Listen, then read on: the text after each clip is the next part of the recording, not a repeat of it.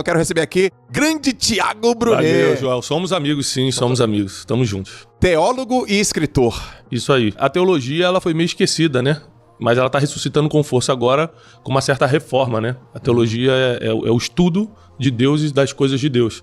E nunca a espiritualidade esteve tão forte como na nossa geração. Exatamente. Né? Espiritualidade completamente diferente de religiosidade. Tá. É bom a gente... A religião tá perdendo a força, a espiritualidade tá ficando forte. Certo. A religiosidade são os conjuntos de regras feitas pelos homens para manter as pessoas na linha debaixo de uma religião. Okay. Tiago, isso é positivo ou negativo? Depende de quem é a pessoa. Por exemplo, a religião cai muito bem numa pessoa que acabou de sair do tráfico, quer largar tudo, quer deixar de ficar na bandidagem, e ela não vai conseguir se conectar na espiritualidade primeiro. Ela tem que passar pelo caminho da religião, que é um conjunto de regras. Não pode isso, não pode fazer aquilo, tal coisa, não pode também. É assim. Agora, tem pessoas que já têm uma conexão com Deus e aí a religiosidade não tem sentido. Tá. E o que é a espiritualidade? Diferente da religiosidade, que é o conjunto de regras, feita pelos homens em nome de Deus, a espiritualidade é a conexão direta com Deus.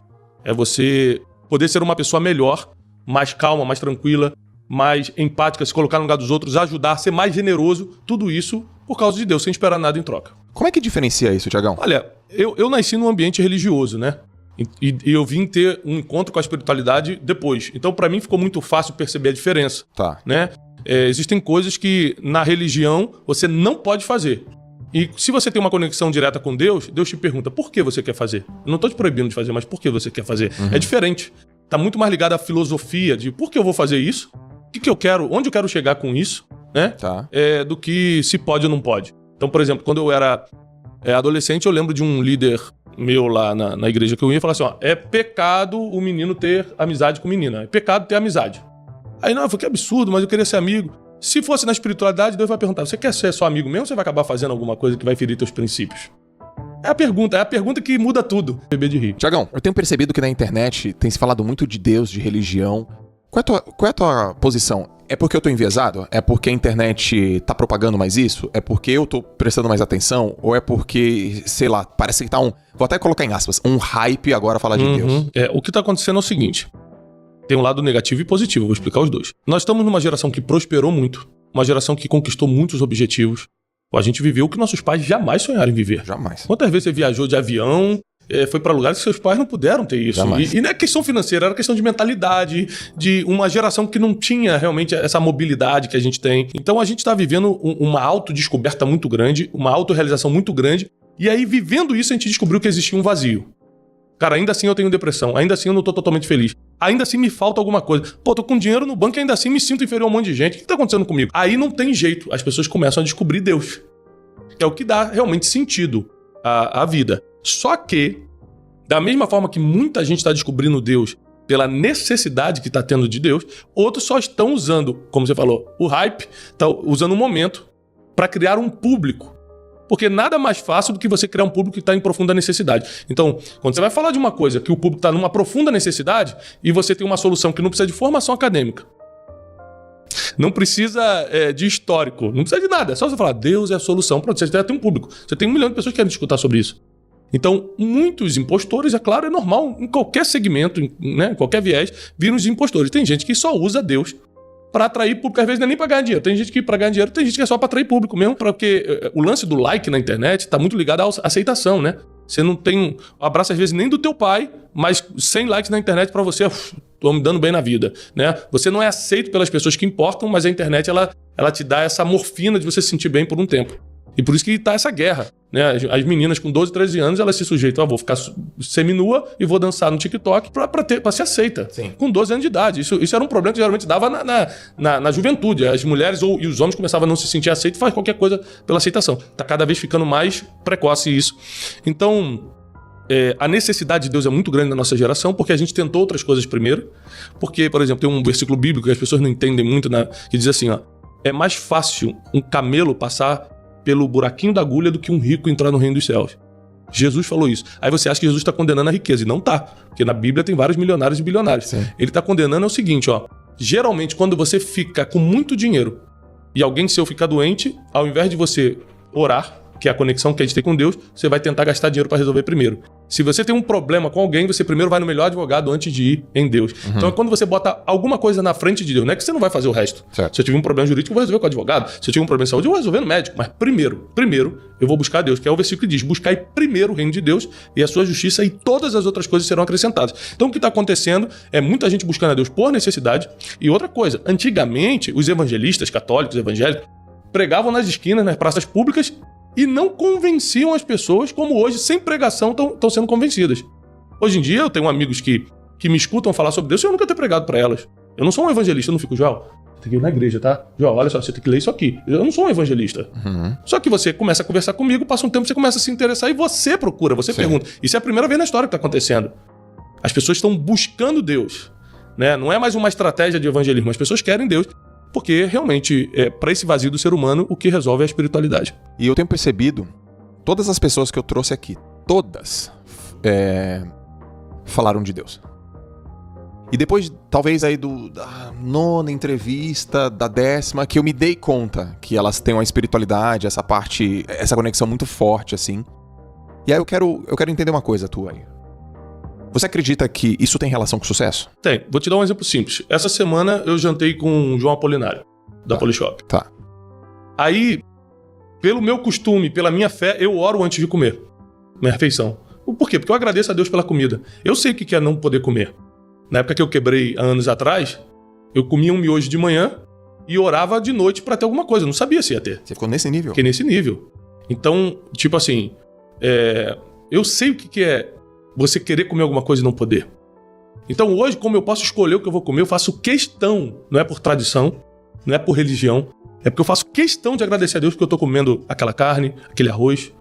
Então, eu pedi permissão por uma questão de respeito, porque ninguém é obrigado a engolir minha fé. Isso foi um erro que muita gente cometeu, querer enfiar a goela abaixo a religião dos outros. Então, por respeito, eu perguntei: você me permite orar? A Apolinário falou: pode orar. A gente orou, tinha outras pessoas na mesa. Quando acabou, ele falou assim: rapaz, muito bonito. Sabe por quê? Eu lembro que meus pais oravam por mim quando eu era criança. Eu falei: é mesmo? Meus pais me levavam na igreja, nossa fé era muito grande dentro de casa, nós éramos evangélicos e tal. E aí eu vi o seguinte: por mais que hoje ele não declare a fé, todo mundo que tem sucesso parte de um princípio de fé, principalmente quem veio do nada, quem não é herdeiro. Se você conversar com o Flávio Augusto, nosso amigo em comum, você pergunta pra ele: Flávio, nos bastidores, ele não fala muito em público, mas você perguntar pra ele por que você virou o Flávio Augusto, ele vai falar: cara, foi a minha fé em Deus. É foi mesmo? Isso, essa é muito bastidor, hein? Essa é muito bastidor. Ele não fala isso em público, né? Você vai ver que a fé em Deus, ela não é uma coisa religiosa no sentido... Hoje de manhã, no nosso programa que eu tenho de manhã no Instagram, eu falei: gente, eu tava falando sobre oração hoje de manhã. Falei: pra orar você precisa ir à igreja? Não. Você precisa ser crente, católico, espírita, alguma coisa? Não. Você precisa estar bem? Não. Se você estiver na Cracolândia, drogado, e quiser orar, você pode orar. A oração é a coisa mais democrática que tem. Deus é tão bom e tão pra todos, que ele falou assim: pra falar comigo pode ser qualquer um, negro, branco, rico, pobre, japonês, chinês, espanhol, crente, não crente, acreditando, não crente. Só fala comigo que eu te escuto. E outra coisa, não vou botar ninguém pra te escutar, não. Você que tá começando a acreditar em mim hoje, ou você que tá há 30 anos já me servindo, inclusive, eu escuto os dois. Não, esse aqui começou agora, eu vou botar um anjo pra escutar. Não, a Bíblia diz que ele escuta todo mundo. Então é muito democrático. E é por isso, e é porque também eu provei tanta coisa, Joel, na vida. Eu pude provar coisa muito boa, muito ruim. Eu pude andar com muita gente, escutar muitas filosofias. Fui pra Índia, estudei o hinduísmo. Fui várias vezes para países árabes, estudei o Islã, li o Corão 2 vezes. Para Israel fui mais de 40, a Torá e toda a tradição judaica está aqui impressa na minha mente. E ainda assim, não só por fé, mas por inteligência, eu decidi seguir o caminho do cristianismo.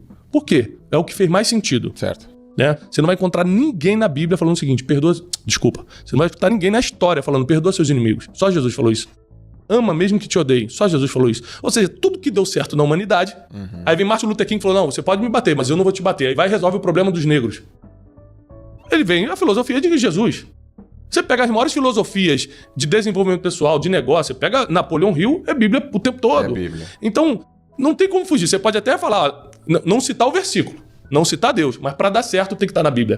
Quando eu percebi isso, é matemática pura, é estatística, só você ir fazendo. Quando eu percebi isso, eu falei: pronto, por que eu vou fugir da fonte? Vou direto na fonte. Aí eu comecei a conhecer mais Deus, conhecer mais coisas da Bíblia, me formei em teologia, fiz uma pós-graduação nesse sentido. E hoje, o meu prazer é o que eu faço de graça. Todo mundo fala assim: você trabalha com isso? Não, porque eu faço de graça. Eu vivo dos meus livros, dos meus cursos.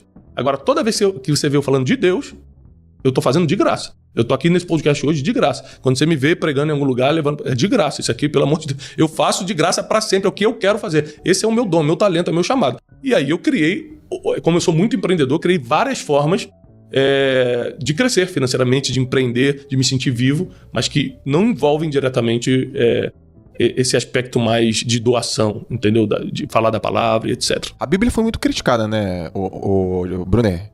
Tipo, será que ela é verdadeira? Quem escreveu? Ela levou muito tempo pra ser escrita? Será que não houve viés? Será que não houve telefone sem fio? Porque eu escuto muito isso, né? Pô, você faz uma dinâmica de grupo. 20 pessoas. Eu conto uma coisa no teu ouvido, você conta uma coisa no ouvido dele, conta uma coisa no ouvido dela. Quando chega no ouvido dele, já é uma outra coisa. Imagina na Bíblia que levou tanto tempo. Fala um pouco sobre isso, assim. O quanto que a Bíblia, ela vamos dizer assim, ela tem respaldo, ela é forte, ela é validada. Por que as pessoas não confiam? Por que algumas frentes não confiam tanto nela? O que a teologia explica? O que você tem de evidência aí? Eu vou falar do que eu vejo, tá?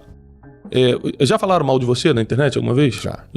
Você lembra que uma vez que falaram um lance do negro? Lembro. Lembra disso? Uhum. Tá. O que isso representa hoje? Hoje? Nada. Nada. E por que não representa nada se falaram? Não se sustentou, não era verdade. E por que não se sustentou? Porque não era verdade. Então, pressão. Sempre vão falar de mim, de você, tá?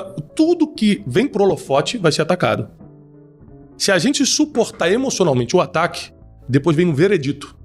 E é o veredito que vem do próprio povo que determina se a gente vai ficar de pé ou não. Uhum. Então vão te atacar. Joel é isso, Negro é aquilo, Thiago Brunet é aquilo, fulano é isso. Aí você tem que suportar emocionalmente o julgamento. Depois que vem o apedrejamento, o julgamento, vem veredito. O veredito era mentira.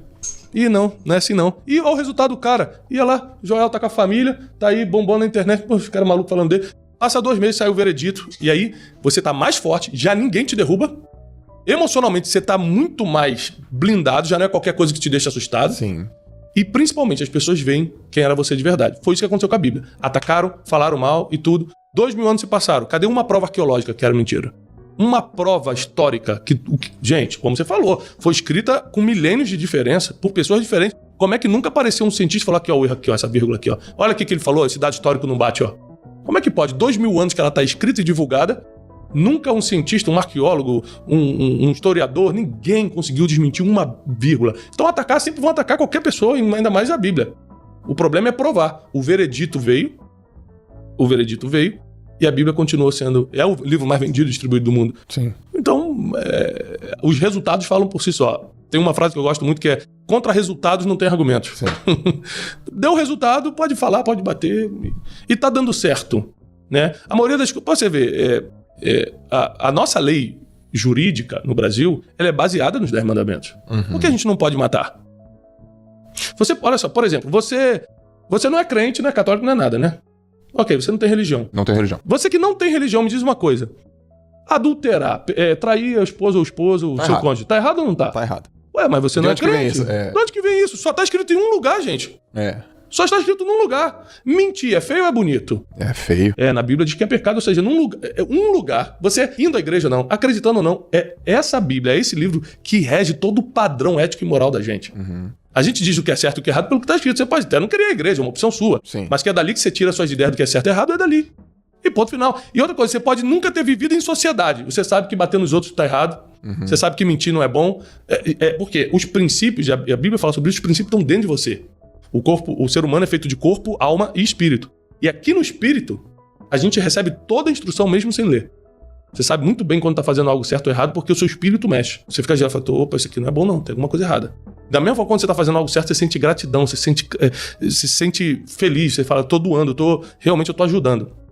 Então, foi por ter essas experiências, Joel, que eu acredito na Bíblia e prego a Bíblia. Sim. Não é porque eu sou religioso. É porque eu realmente passei pelas experiências, provei um monte de coisa e não tem nada que me trouxe mais alegria, satisfação, autorrealização. Não teve nada que fez mais sentido do que a Bíblia para mim.